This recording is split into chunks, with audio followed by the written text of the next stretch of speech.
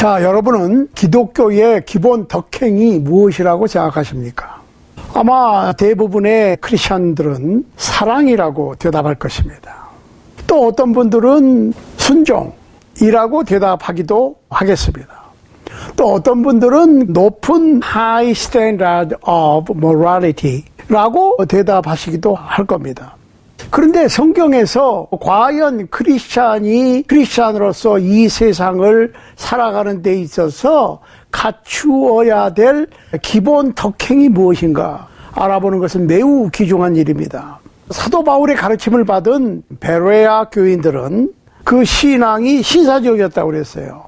그러니까 뉴 킹 제임스 버전에 보면 they were more fair-minded 그랬어요. fair-minded. 그런데 Old King James Version에 보면은 noble-minded 이렇게 표현했어요. 고상했다. 그 다음에 공정한 마음을 가졌다. 신사적인 믿음을 가졌다. 이렇게 얘기했어요. 그 이유가 뭐예요? 말씀을 들을 때 간절한 마음으로 말씀을 받고 아멘 하고 끝나는 게 아니고 무조건 따르는 게 아니고 실제로 그 말씀이 그런가를 매일같이 성경을 상고했다. 상고했다는 얘기는 성경을 찾아봤다는 얘기예요. noble mind, fair mind. 고상한 마음, 신사적인 마음을 가지고 공정한 마음을 가지고 진짜로 그런가를 확인했다는 거예요. 이거 필요해요. 어떤 사람들은 무조건 따르라고 그래. 너 무조건은 아니지요. 진짜로 성경에 하나님께서 그렇게 말씀하셨는가를 찾아볼 필요가 있어요. 물론 하나님의 말씀은 내가 내 마음에 드는 거는 받아들이고 내 마음에 들지 않는 거는 제껴놓고 그러는 게 아니라 하나님의 말씀을 듣는 것은 하나님의 말씀을 순종하기 위한 거지만은 그게 진짜로 하나님께서 그렇게 말씀하셨는가를 알아보는 것은 필요해요.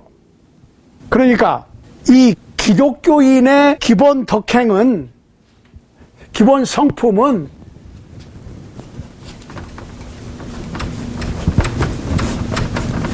sincerity, 성실이라고 하는 거예요. 성실.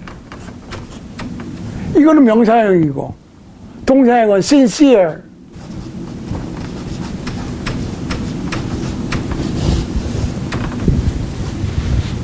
그러니까 이거는 우리가 하나님과의 관계에서도 그렇지만은 이웃과의 관계, 이웃이라고 그러면 나 빼놓고 다른 사람을 얘기하는 거예요. 그러니까 가족 간의 관계, 부부 간의 관계, 친구 간의 관계, 직장 동료와의 관계, 모든 이웃과의 관계에서 꼭 필요한 덕목이 성실입니다. 성실, 신실하다. 이렇게 표현되는 거예요. 신실해야 돼. 자, 빌립보서 1장 8절로 11절 한번 보세요. 내가 예수 그리스도의 심장으로 너희 무리를 어떻게 사모하는지 하나님이 내 증인이시니라. 내가 기도하노라. 너희 사랑을 지식과 모든 총명으로 점점 더 풍성하게 하사 너희로 지극히 선한 것을 분별하며 또 진실하여 허물 없이 그리스도의 날까지 이루고 예수 그리스도로 말미암아 의의 열매가 가득하여 하나님의 영광과 찬송이 되게 하시기를 구하노라. 자, 제가 좀 전에 기독교인의 기본 덕목이 성실이다, sincerity다 라고 얘기했을 때 아마 동의하지 않으실 분들도 있을 수 있어요. 그러니까 대부분의 많은 크리스천들은 우리 주님 예수 그리스도께서 가르치신 모든 교훈의 기본이 사랑이다 라고 생각하시는 분들이 대부분이에요. 그런데 예배서 6장 24절 한번 보세요. 예배서 6장 24절.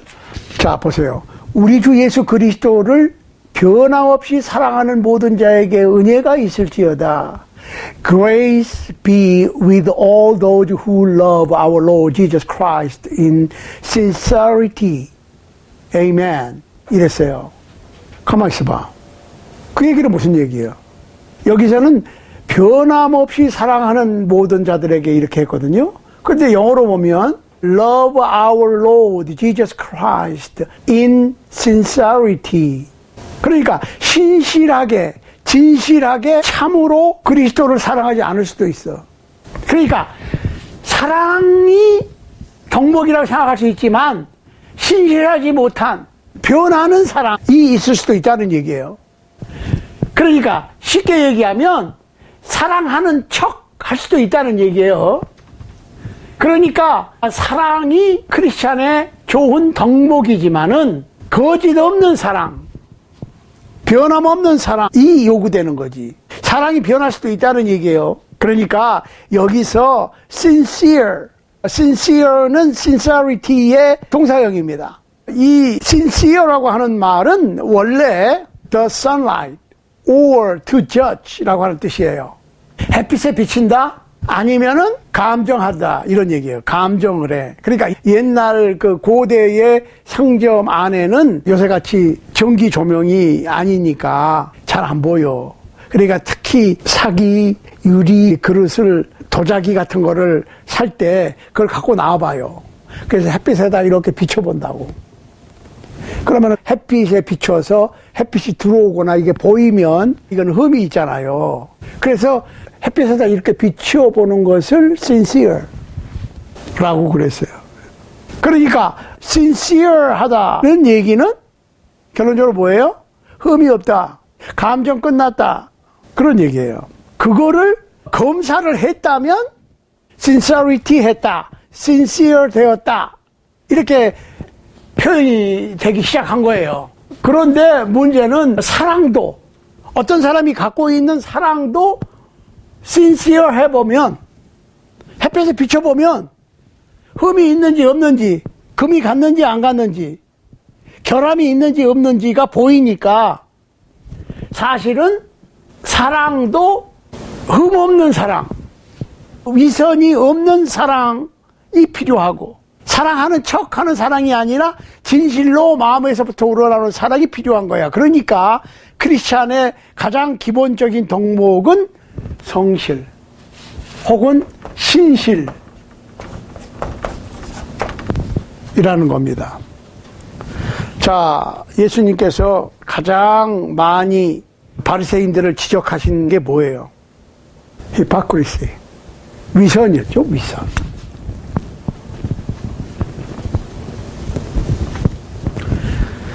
그러니까 이 히포크리스는 sincere의 반대말이죠. 위선이란 말이죠. 이 히포크리시라고 하는 말이 신약 성경에 26번 나옵니다. 그런데 예수님께서 몇 번 사용하신 줄 아세요? 26번의 위선이라고 하는 말 중에서 예수님께서 23번을 사용하셨어요. 근데 사실은 이 히포크리시라고 하는 말이 처음에는 좋은 말이에요.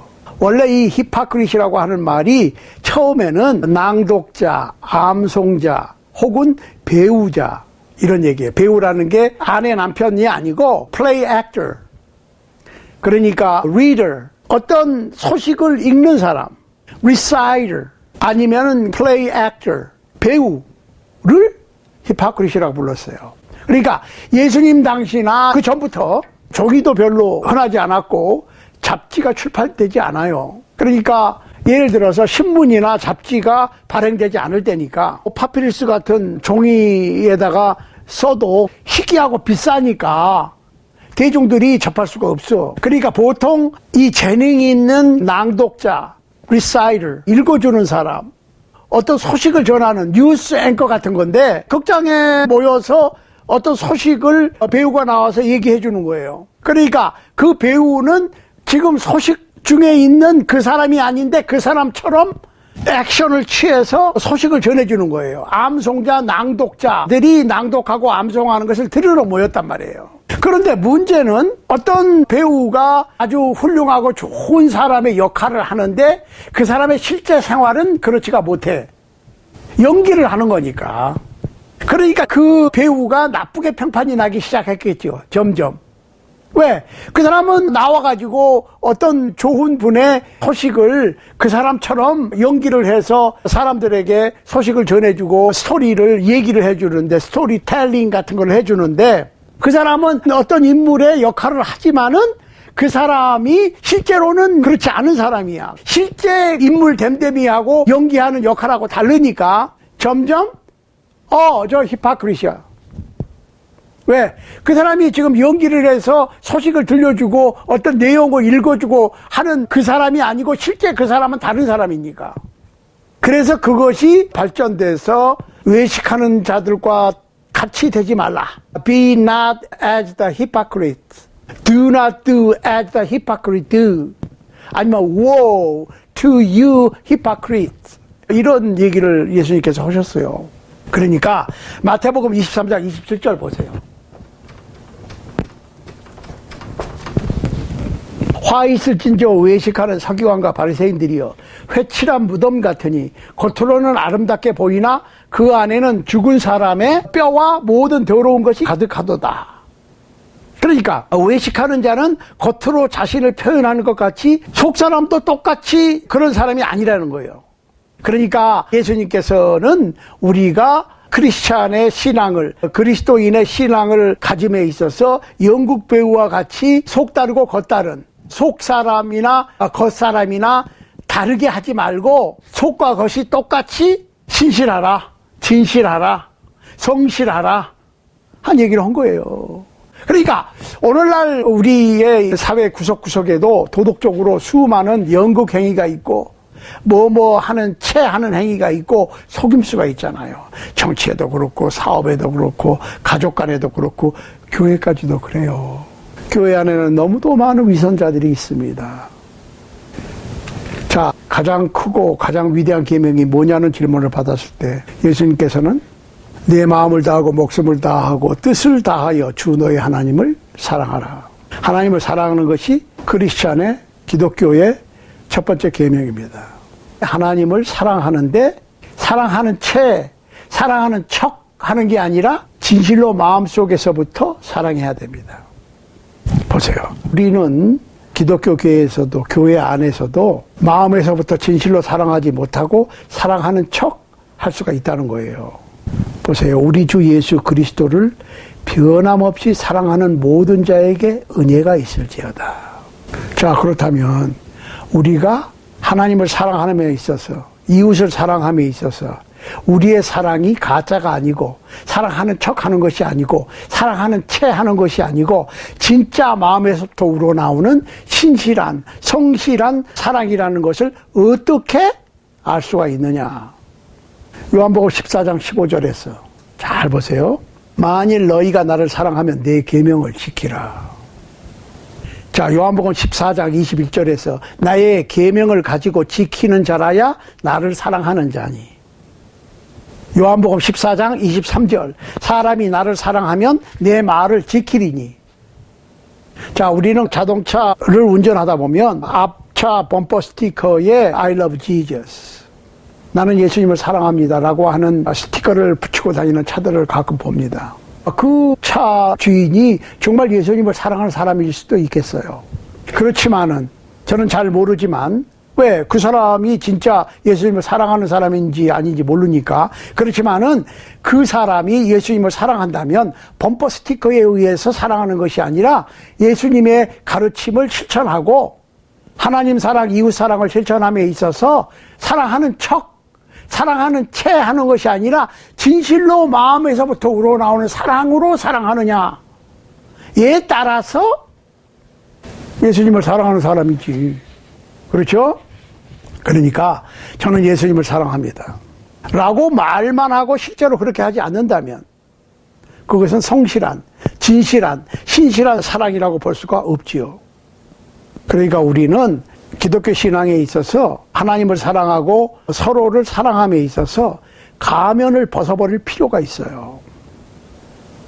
로마서 19장 9절의 말씀처럼 사랑엔 거짓이 없어야 됩니다.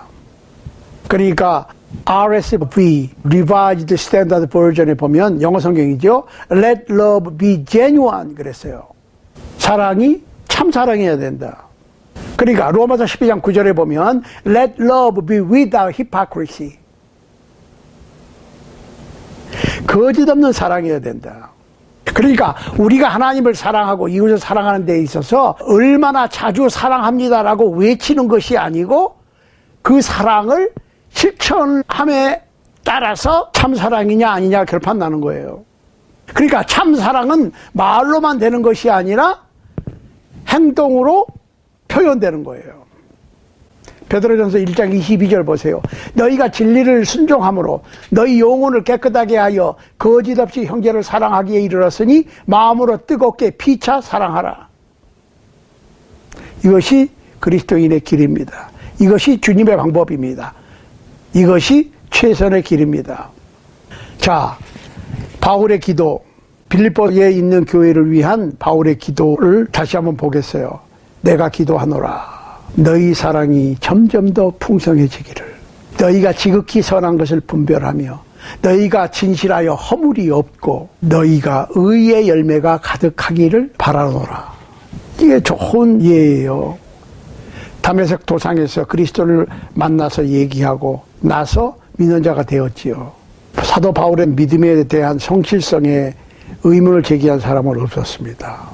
사도 바울은 위대한 핍박자 사울에서 가장 핍박을 받는 그리스도인이 되었습니다.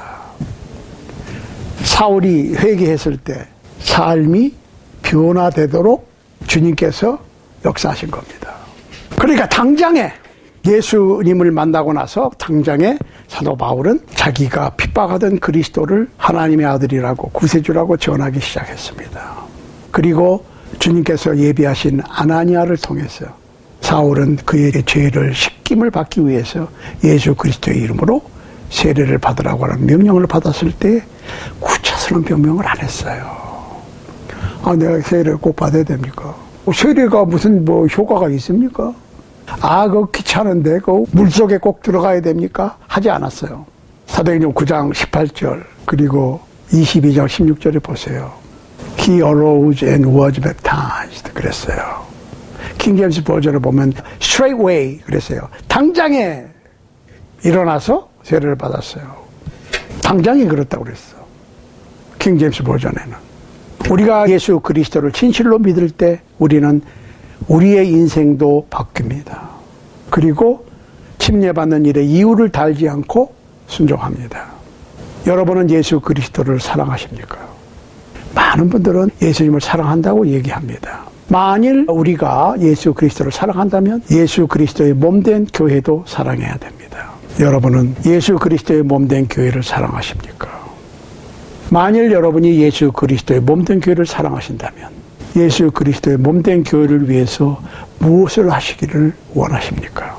여러분이 사랑하는 예수 그리스도, 여러분이 사랑하는 예수 그리스도의 몸된 교회, 그 주님의 몸된 교회를 위해서 어떤 계획을 갖고 계십니까? 사랑하는 여러분, 한 음악가가 아주 성공적인 연주회를 마치고 관중들의 기립박수를 받았습니다. 그런데 어떤 한 신사분이 전혀 반응이 없어. 전 관중들이 기립박수를 보내는데 어떤 한 신사분이 그냥 앉아있는 것을 보고 그 연주가가 굉장히 쎄한 표정을 짓자 한 기자가 물었습니다. 아니, 이 거의 모든 관객들이 일어나서 기립박수를 하는데 저 한 분이 박수를 안 쳐줬다고 그래서 그렇게 마음이 걸리고 실망하실 일이 있겠습니까? 그랬더니 그 연주자의 대답이 예, 저분은 저의 스승이십니다. 사랑하는 여러분, 오늘날에 어떤 교회 지도자가 많은 교회들에게 박수갈채를 받고 인기가 있고 수많은 부흥회를 인도하고 많은 사람들로부터 좋은 호응을 받는다고 해도 한번 우리 주님 예수 그리스도로부터 인정을 받지 못한다면 그것은 그분에게 슬픔이 될 것입니다. 여러분, 여러분과 저는 예수 그리스도의 신실한 종으로 최후의 심판날에 예수 그리스도 앞에 설 준비가 되어 있습니까?